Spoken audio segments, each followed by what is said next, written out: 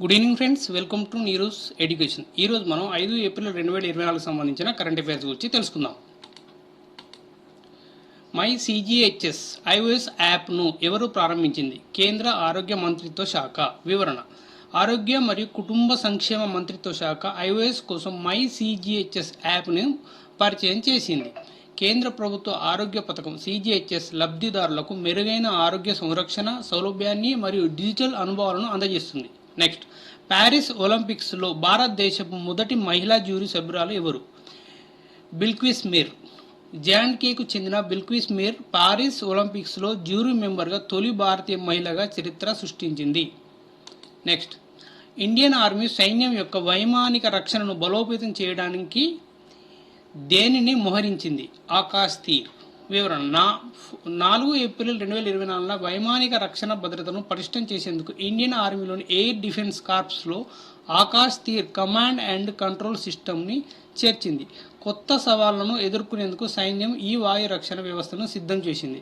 Next, విశ్వం యొక్క అతిపెద్ద 3D మ్యాప్ను ఏ పరికరం రూపొందించింది? Dark energy spectroscopic.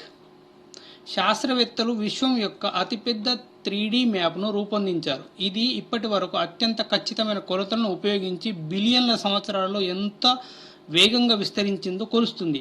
మ్యాప్ను రూపొందించడానికి అంతర్జాతీయ బృందం dark energy spectroscopic instrument DESI అని పిలిచే ఓ పరికరాన్ని ఉపయోగించింది.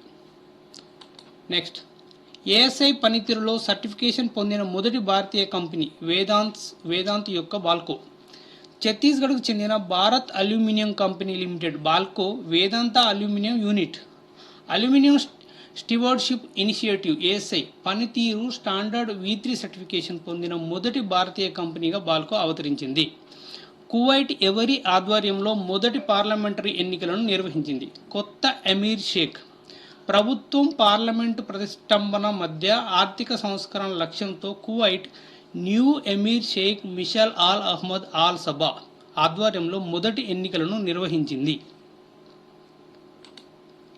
నెక్స్ట్, ఈజిప్ట్ అధ్యక్షుడిగా ఎవరు మూడోసారి ప్రమాణ స్వీకారం చేశారు? Abdel Fattah al Sisi. ప్రపంచంలోనే అత్యంత శక్తివంతమైన లేజర్ను ఎవరు ఆవిష్కరించింది? రొమానియా.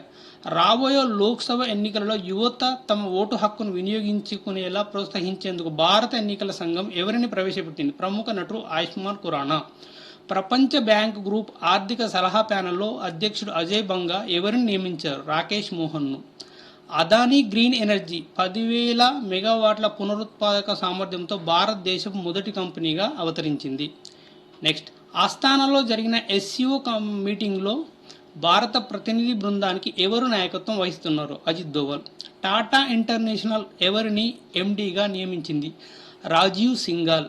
2022లో ప్రపంచంలో అత్యధిక డోపింగ్ కేసులను ఏ దేశం నివేదించింది? భారతదేశం.